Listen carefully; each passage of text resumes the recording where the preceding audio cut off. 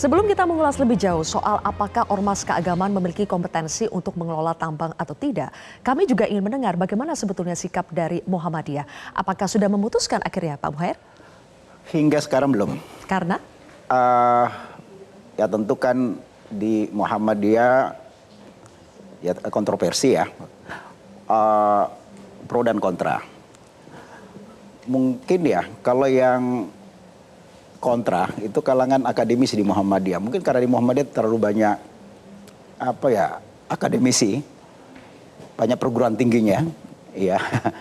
Tentu mereka sangat mengkritisi, terutama dari sisi bahwa dunia tambang ini dunia yang penuh dengan oligarki, mafia, kartel, dunia hitam lah. Karena tambang kan memang hitam warnanya, gitu ya. Kemudian merusak lingkungan, ya. Kemudian syarat dengan korupsi. Oke, itu dari sisi yang kritis. Dan tadi disebut high cost, kemudian high tech, kemudian high risk dan seterusnya. Nah, di sisi lain yang belum kita ini di Muhammadiyah kan itu kan kolektif kolegial. Tidak bisa satu atau dua atau ketua umum dengan sekretaris umum, harus aktif semua, kolektif kolegial. Dan di sisi lain yang pro tentu punya argumentasi yang sangat kuat juga. Mereka ini diwakili misalnya para saudagar, para pedagang, para pengusaha lah. Tentu ini adalah sebuah opportunity dan selama ini belum pernah dilakukan oleh pemerintah. Bahkan mereka mempersepsikan bahwa saatnya ini menegakkan pasal 33. Pasal 33 itu salah satunya ya ayat 1 itu kan kalau dalam agama disebut syirkah. Bahwa berasas-asas kekeluargaan. Artinya kita mengelola alam ini secara bersama-sama tidak boleh diberikan privilege, keistimewaan pada kelompok tertentu. Dan selama ini tambang itu kan memberi privilege atau favoritisme pada pelaku usaha tertentu. Maka muncul sebuah oligarki. Apakah tambang hanya diserahkan begitu saja kepada segelintir orang? Maka ruang terbuka bagi ormas, bagi koperasi itu sangat lebar. Disinilah peran ayat 2 melakukan retribusi keadilan negara di ayat 2 itu kan sampai menyebutkan. Sekarang di Muhammadiyah ada 2 pendapat ya, belum diputuskan ya. Belum. Tapi kecenderungannya kemana, yang lebih condong kemana sudah ada, Pak Muhair? Belum juga. Jadi mudarat. Kalau begitu, tapi memang ada pendekatan-pendekatan informal kita lakukan ya. Jadi pendekatan informal dari pihak pemerintah juga melakukan pendekatan ke kita. Kita juga sudah melobi. Di sisi lain kesiapan kita dari sisi pengusaha bagaimana kalau kita bisa masuk.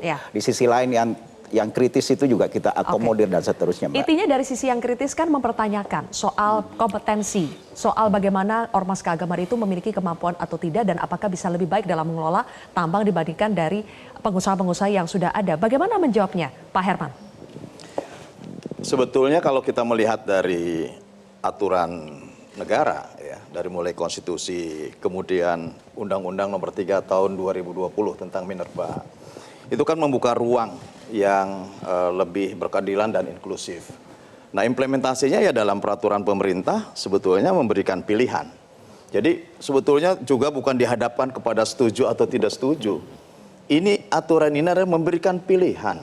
Bahkan disebutkan di situ badan usaha yang dimiliki oleh ormas keagamaan. Artinya bahwa memang badan usaha yang dimiliki. Bahkan diatur pula yang terpenting badan usaha ini bisa menjadi pengendali di dalam operasionalnya. Artinya ruang untuk bisa menjawab apakah high cost, ya bisa dijawab dari situasi ini. Apakah ini butuh kompetensi, ya kompetensi bisa menjadi power sharing di situ. Gitu. Apakah ini memang butuh experience, misalkan perusahaan yang ya bisa menjadi power sharing di dalam komposisi saham yang dimiliki dalam badan usaha. Nah, oleh karena itu ini adalah kesempatan untuk meredistribusi sumber daya alam sebetulnya. Saya mungkin NU sampai kapan mungkin bisa mendapatkan IUP, saya tidak tahu gitu ya. Tapi dengan aturan ini ada kesempatan, ada prioritas yang diberikan oleh negara, asal yang penting ini bisa dimanfaatkan dengan baik. Bisa juga memenuhi best practice yang ini menjadi aturan-aturan di dalam sektor pertambangan. kemudian juga bisa dimanfaatkan untuk kesejahteraan umat. Oke. Ada kesempatan? Menurut saya lebih Ada mendasar. pertanyaan dari Pak Pendeta. Pertanyaannya, ini kesempatan atau satu-satunya kesempatan?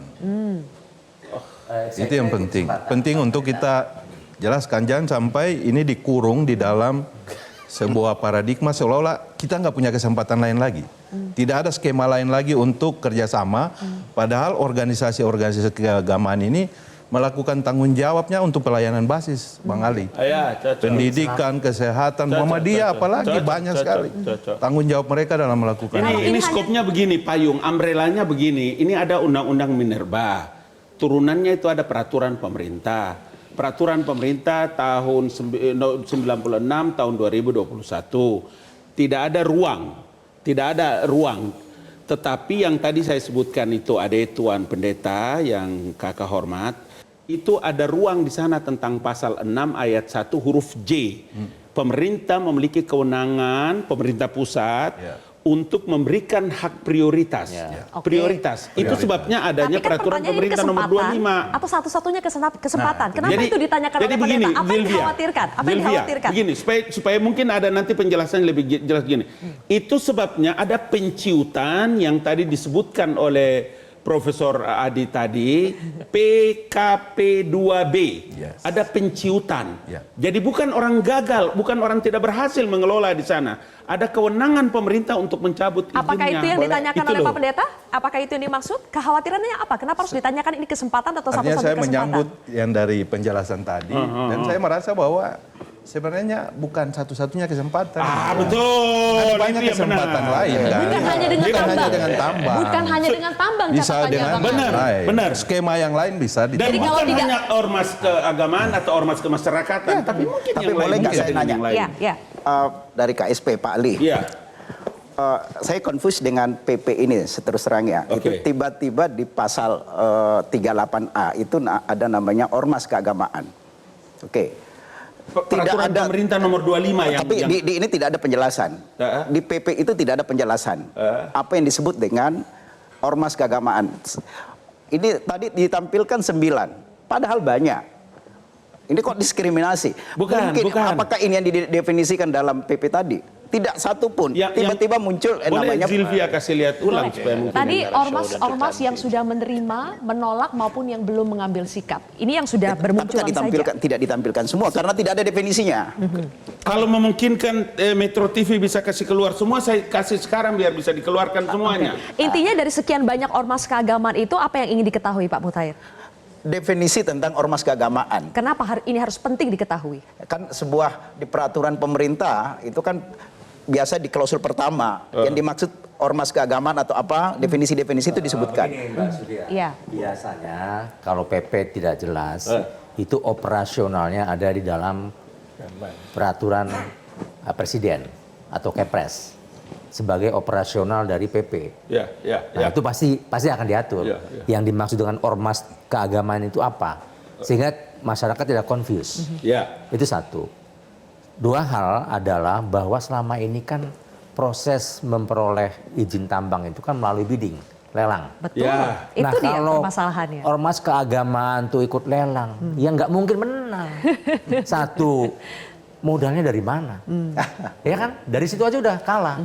Nah maka saya kira kesempatan yang diberikan pemerintah ini sudah cukup bagus. Ini yang tadi di pasal 1 ayat 6 tadi. Jadi kesempatan ini Undang-undang loh itu. Ya sebenarnya kan dalam rangka tadi mewujudkan pasal 33. Oke, Undang-Undang Dasar 1945. Undang-Undang Dasar 45. Ya. Perekonomian itu disusun bersama atas dasar kekeluargaan. Baik. Di satu Nah, sisi saya kira dari situ muaranya Presiden bisa mengevaluasi selama ini bahwa kok kita yang punya tambang besar, di mana wilayah yang ada tambang kok miskin.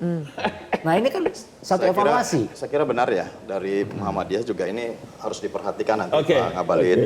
Karena di dalam peraturan pemerintah 25 tahun 2024 ini belum didefinisikan secara jelas. Nah, oleh karena itu sebetulnya di dalam pasal 83A itu, pasal 83A ayat 7, hal-hal yang belum tercantum di dalam peraturan pemerintah ini, maka akan diatur di dalam peraturan presiden. Baik. Nah, nanti di dalam peraturan presidennya coba lebih diperjelas kembali. Baik. Itu catatannya ya Bang Ali, tapi saya ingin nanti membahas. Jangan lama-lama. Jangan lama-lama kata Mas Adi. Mas Adi dan juga Bang Hikmah. Ini langsung diskusi kita. Ya. Oke, ada masalah soal bagaimana di satu sisi ini dianggap privilege untuk ormas keagamaan, tapi di satu sisi dianggap ini melanggar Undang-Undang Minerba karena tanpa proses lelang. Saya ingin tanya kepada Pak Riwan dan juga Mas Adi nanti, usai jeda pemirsa, saat lagi.